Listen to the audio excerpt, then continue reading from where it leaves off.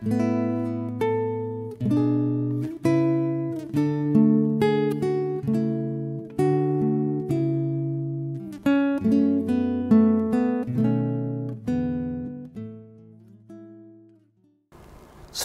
yang terkasih dalam Kristus Yesus, selamat hari Minggu. Kasih karunia dan damai sejahtera dari Allah Bapa kita dan dari anaknya Tuhan Yesus Kristus menyertai saudara-saudara sekalian. Amin. Firman Tuhan hari ini Minggu tanggal 31 Mei 2020 tertulis dalam kitab Yesaya pasal 63 ayat 11 sampai 14 yang bunyinya demikian. Lalu teringatlah mereka kepada zaman dahulu kala, zaman Musa, hambanya itu. Di manakah dia yang membawa mereka naik dari laut bersama-sama dengan penggembala kambing dombanya? Di manakah dia yang menaruh Roh Kudusnya dalam hati mereka? Yang dengan tangannya yang agung menyertai Musa di sebelah kanan, yang membelah air di depan mereka untuk membuat nama abadi baginya. Yang menuntun mereka melintasi samudera raya seperti kuda melintasi padang gurun. Mereka tidak pernah tersandung.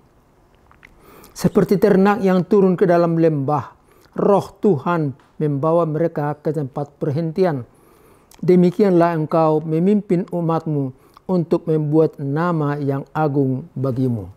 Sampai di situ peruntukan firman Tuhan bagi kita. Saudara yang kekasih, hari ini kita merayakan Pentakosta, pencurahan Roh Kudus. Allah yang ada di atas segala-galanya, yang di atas dunia ini, dia datang dalam Yesus Kristus, dia bersama dengan kita. Dan pada masa Pentakosta, sesudah Tuhan Yesus naik ke sorga, dicurahkan Roh Kudus itu, dan dia datang dan berdiam dalam diri kita. Allah Tritunggal yang Esa, pencipta, juru selamat, dan pada hari Pentakosta hadir dan diam dalam diri kita. Itulah hal yang luar biasa dan harus disyukuri dan dimuliakan. Pentakosta, apa maksudnya? Tuhan dalam Roh Kudus itu menemani, menyertai, menghibur, dan menguatkan setiap orang percaya agar tetap kuat dan semangat menjalani hidup ini.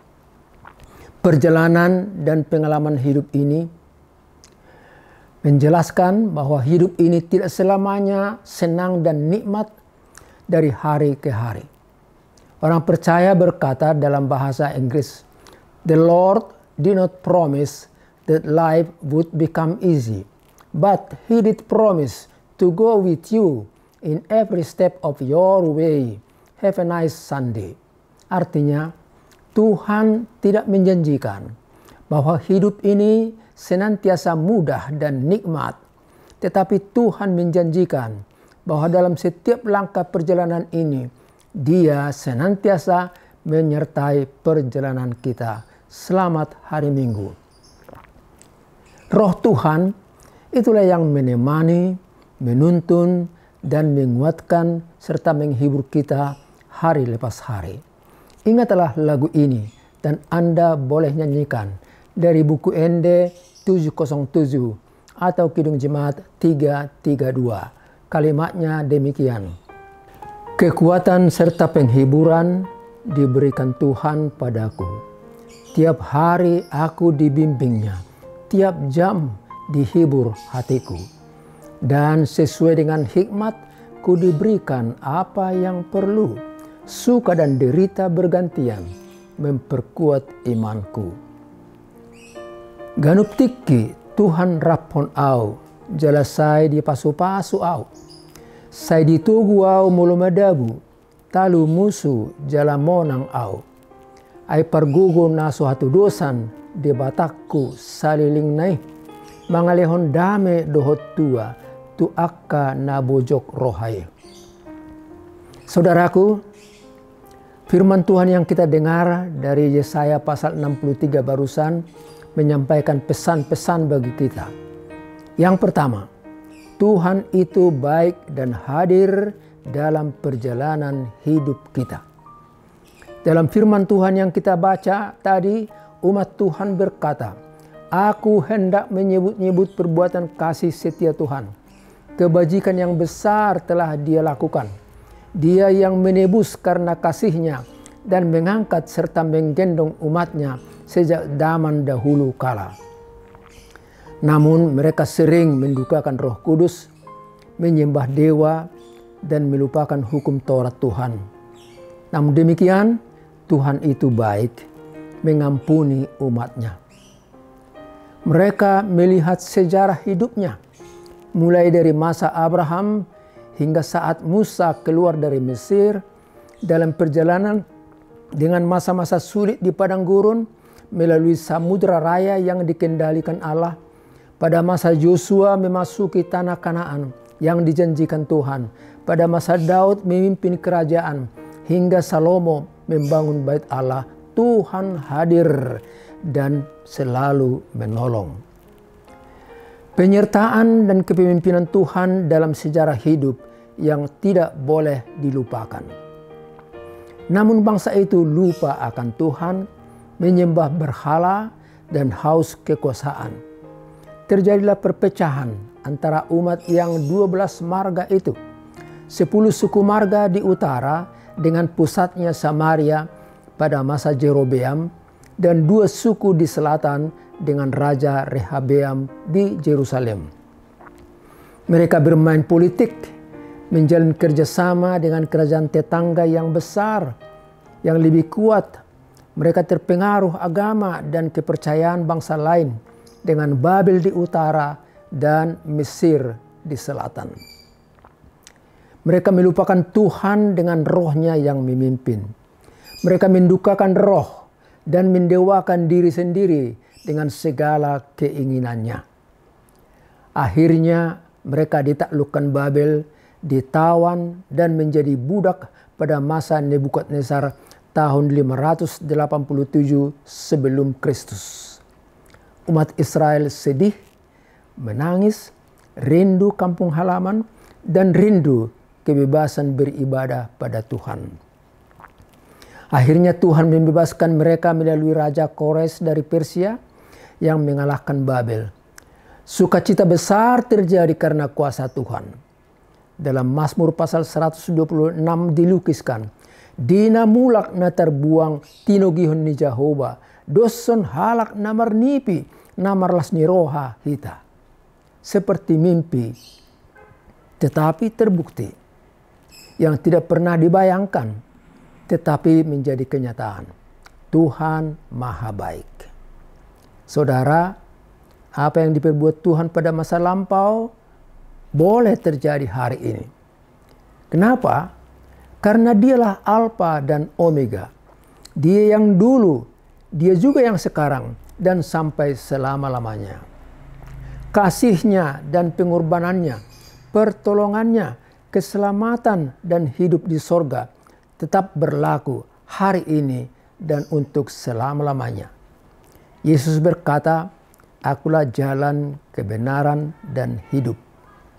Dia juga berkata, "Aku akan menyertai kamu hari ini, di sini, sekarang ini, dan untuk selama-lamanya."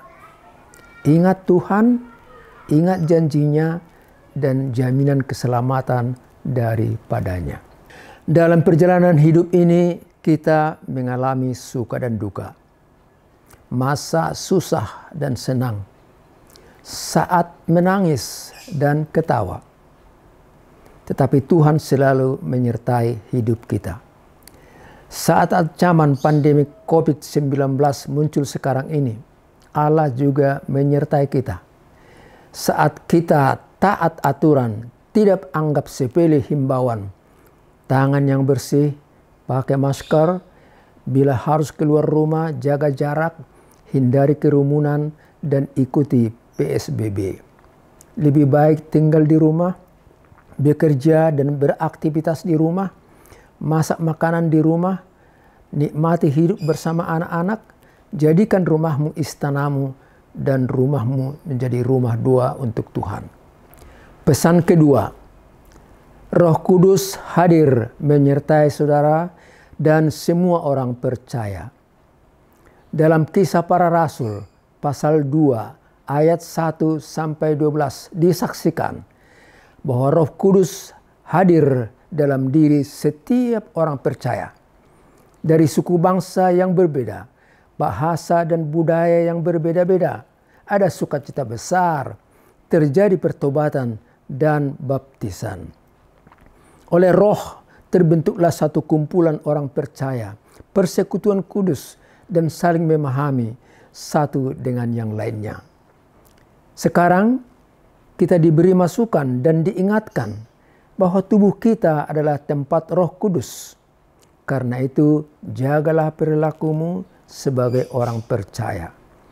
Paulus berkata, "Tidak tahukah kamu bahwa tubuhmu adalah bait Roh Kudus yang diam di dalam kamu, yang kamu terima dari Allah, dan kamu bukan milik kamu sendiri. Lakukanlah kehendak Allah." Itu dalam 1 Korintus pasal 6 ayat 19. Karena Roh itu ada dalam hati, kita menjadi anak-anak Allah. Kita boleh berdoa dan meminta, "Ya Abba, ya Bapa, tolonglah kami, berkatilah kami." Karena Roh itu kita menjadi anak Allah dan pewaris dari janji-janji Allah dalam kemuliaan dan penderitaan Kristus. Roma pasal 8 ayat 15 sampai 17.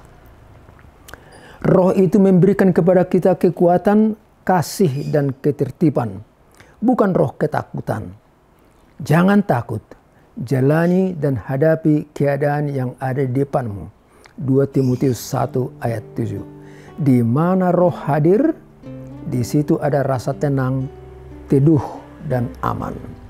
Kidung Jemaat 410 atau buku ND 504 berkata, "Tenanglah kini hatiku, Tuhan memimpin langkahku. Di tiap saat dan kerja, tetap kurasa tangannya. Tuhanlah yang membimbingku, tanganku dipegang teguh, hatiku berserah penuh, tanganku dipegang teguh. Di tugu Tuhan Yesus au, ido na mangapuli au, di ganup dalan nang tung maol, tangan na do toktong hu haol. Di tugu-tugu Yesus au, tangan na say maniup au, toktong masih sean na au, pai mabui tu surgo lau."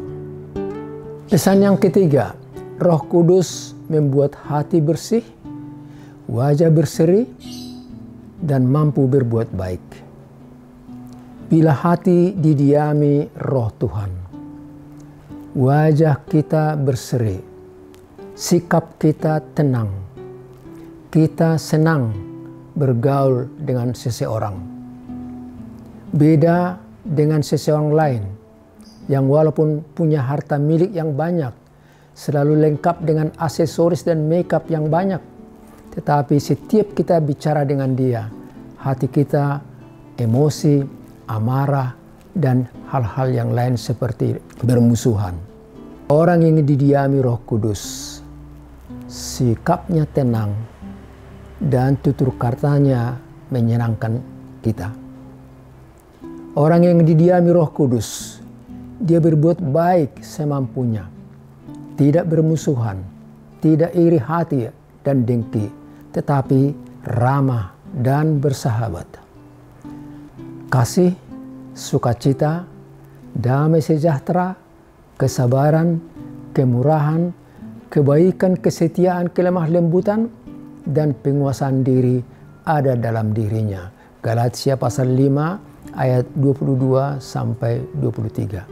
Indah sekali saudaraku kalau hidup ini berpola sikap demikian. Sungguh Tuhan dimuliakan. Amin. Allah Bapa di sorga, terima kasih kalau pada hari ini kami boleh merayakan hari Pentakosta. Roh Kudus, Roh Tuhan dicurahkan di dunia ini dan juga diam dalam hati kami. Dengan roh itu kami mau berjalan menjalani hidup ini. Kami tidak takut. Dengan roh itu hati kami disucikan, wajah kami boleh berseri, sikap kami boleh tenang menjalani hidup ini hari lepas hari. Berkati semua kami dan juga saudara-saudara kami yang lain. Dan biarlah pada waktu yang tidak terlalu lama lagi, kami boleh beribadah di rumah Tuhan sebagaimana sedia kala. Terpujilah nama-Mu Tuhan dalam Kristus Yesus. Amin. Tenanglah kini hatiku, Tuhan memimpin langkahku. Di tiap saat dan kerja tetap ku rasa tangannya. Tuhanlah yang membimbingku, tanganku dipegang teguh. Hatiku berserah penuh, tanganku dipegang teguh.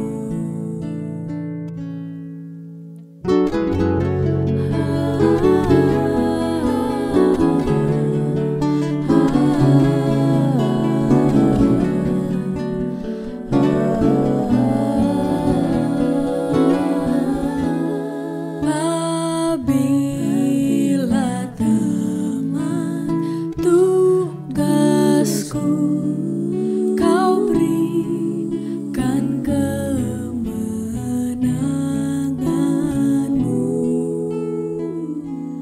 tak ku takuti maut serang, sebab tanganku Kau genggam. Tuhanlah yang membimbingku, tanganku dipegang teguh. Hatiku berserah penuh, tanganku dipegang teguh. Tanganku dipegang teguh.